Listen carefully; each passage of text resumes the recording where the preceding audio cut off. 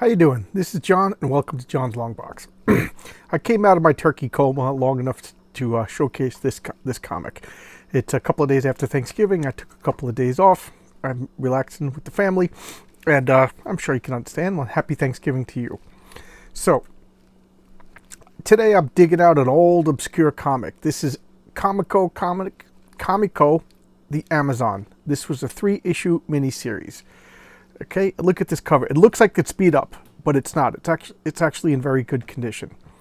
It's just that's the style. It's like I don't know what they're called, like crayons, like charcoal crayons or something, like charcoal pencils. But it's actually quite good condition.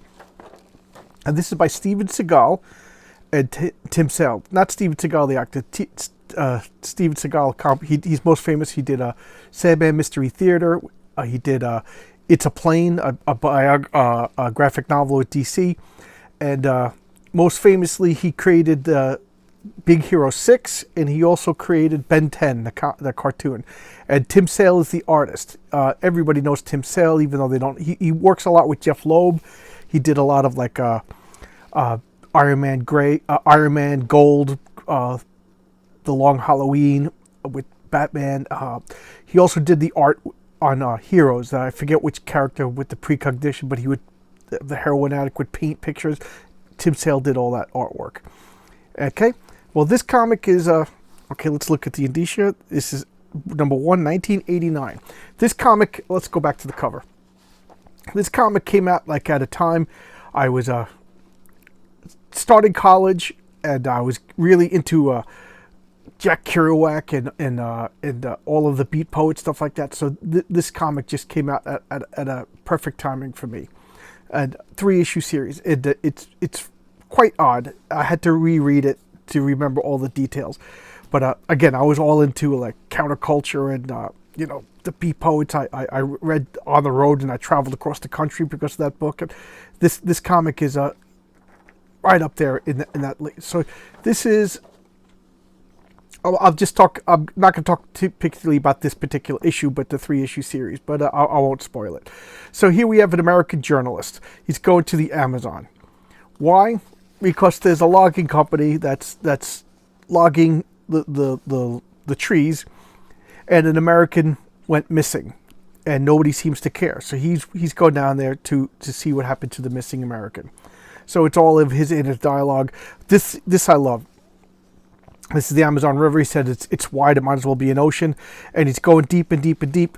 He goes, and you're just going through jungle and jungle and jungle. And then there's a city called Manaus. Mane. I can't pronounce, but Manaus, I think.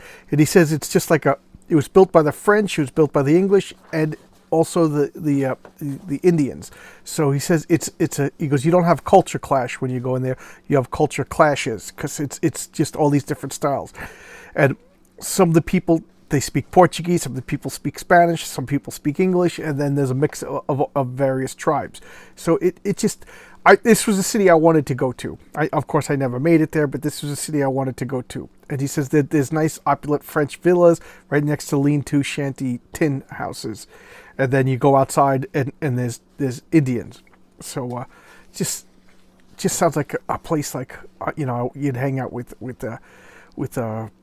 all those beat poets, Edgar Allan Burroughs, and have a beer and talk, smoke a joint with them. That's what I was into back then when this came out. So here he goes. He's going into a bar, and he's asking questions about the American, and so I shot him. I ain't gonna take that. They're rough people. He's like, you're a reporter. Nobody wants to talk to him, and then finally they're saying, oh yeah, the American. Tanata's got him. He's like, what is Tanata? He's like, that's the Yapatas. That's the name of the tribe, because that's their spirit. And he's got them. There's no getting back. He's like, I don't believe in spirits. This inner monologue is very like, cool guy. I don't believe in God. I don't believe in spirits. None of this stuff makes sense. All I care about is that there's a life missing and blah, blah, blah. He imagines himself as this heroic journalist. One thing I do like is he's maintaining that journalistic integrity of staying out of the story. He's just merely an observer, and he's big on that. something I think journalistic ethics is lacking today. So here he hires these people, they take him into, and he goes to a missionary. And of course, he's got disdain for all the missionaries, they're just stripping the locals of their customs and blah, blah, blah. They're no different than the strip miners. Troll Lords, I never read this. Ribbit, this was like a 3-issue series. Frank Thorne died a couple of years ago. He created Red Sonja, and his model for Red Sonja was Wendy Pini, who created ElfQuest. I don't know if that's Wendy Pini there or not, but Ribbit was an interesting little story. It was like an amphibian elemental girl and stuff. So here he's meeting these, and he's telling them where to go to go find this tribe. That the story is that the missing American disappeared into the woods and met this tribe, and he's gone native and got taken by the spirit of Tanata. So now he's going to the logger company and he's talking to them, and he's looking for the foreman, Paolo, and he's like, "Oh yeah, I'll meet you." And Paolo is he's a native who became a foreman for the logger companies. So it's kind of like a reversal. You had the American that went off with the tribe, and now a tribesman who is now working with, and he's, for whatever reason, he's like, we didn't look for him, whatever. He didn't hate, we people go missing all the time. We can't go look, and he sees that there's somebody looking at him. But again, he's the comical blimp. This is like insider news, and this is what was coming out. Grendel, Justice Machine, I remember those. Maze Agency, The Trouble with Girls. The Elementals, #1. I love the Elementals. I'll talk a little bit about Comico after this. Comico Attractions, Grendel, Justice Machine, Maze, okay, Elementals, #2. There we go. So, they're having words. He's like, listen, I can't be bothered to look. People go missing all the time. And he's like, there's a story here. Something's going on that I want to know about. So, look, I love all the beautiful drawings of the Amazon. They're still fighting. He's showing them the trucks. He goes, there's trouble in Dozer #4. He's like, I can't talk anymore. I got work to do. Goodbye. So he goes off, and he looks in the woods, and he sees a white guy with tribal makeup on. So he runs into the woods.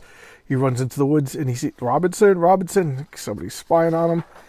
And he's back in his hotel room, and he's writing his story up.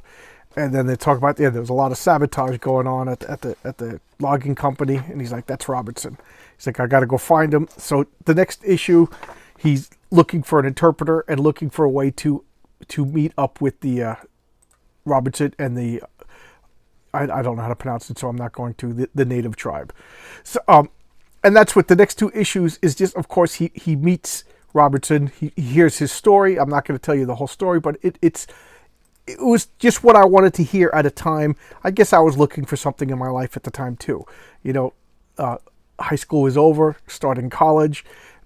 Life is changing. My friends were moving to other states. Things were going, and then I was reading all these books that were just really. It's funny because it looks like it's all beat up, but it's actually very good condition. So this was a comic, came out at the perfect time. It's a very heavy-handed environmental story.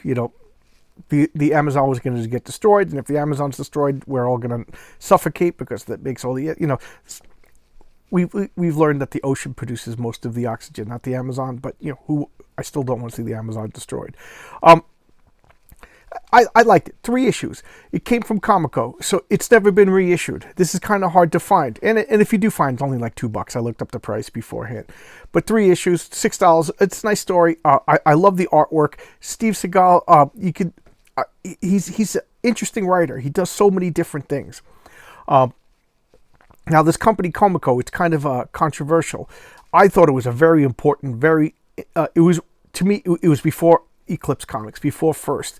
This was the first independent comic book company, and I glommed onto it. I got everything by Comico. I really, really liked it. The Elementals just blew me away. One of the most important comic books that you've never heard of, the Elementals. So because of the Elementals, I got everything by Comico, and it was like the first time I was like, limited series, what's this? It was a bit more expensive because these were only sold in comic book stores. You couldn't get these at the newsstand. So some of them had nudity, some of them had cursing, some of them had violence. The company was like a blazing comet. It came out big, swinging, super influential, super popular, had so many great comics, and then I think it was just mismanaged, and I think a lot of people got swindled out of their royalties. I know Bill Willingham, who made the Elementals, he's very bitter about it, and I talked to him online, and he was kind of nasty to me. I'm like, sorry, dude, I had nothing to do with it. I was just a kid who liked Elementals at the time. Don't take it out on me. But that's neither here nor there. We're talking about Amazon. Good 3-issue series. If you're into environmental stuff, this is right up your alley. If you're like me, like I was at the time, like very like into this on the road, Jack Kerouac, hippy dippy beat stuff, it's right up your alley. If you're into superhero stuff, sorry. Now this guy may or may not have mystical powers. I'm not going to spoil it for you. It's the white savior. White guy goes in, meets the tribesmen and saves the day. But at the same time, I like the juxtaposition of the tribesman who goes into the white man world and becomes the bad guy. It's a pretty interesting story. That's all I'm going to say, because I realize once I start repeating, I should stop. So happy Thanksgiving, everybody. I know I took a couple of days off. My birthday's coming up next week. I'm trying to make it to 100 subscribers. I'm at 96, only 4 more to go. If you could give me a recommend to somebody or whatever, or just, I don't know what to do. Just 100 is a nice, cool number. But thanks a lot, everybody. I'll see you, and I'll get back on the regular swing of things. Just took a little Thanksgiving break. Bye-bye. See you.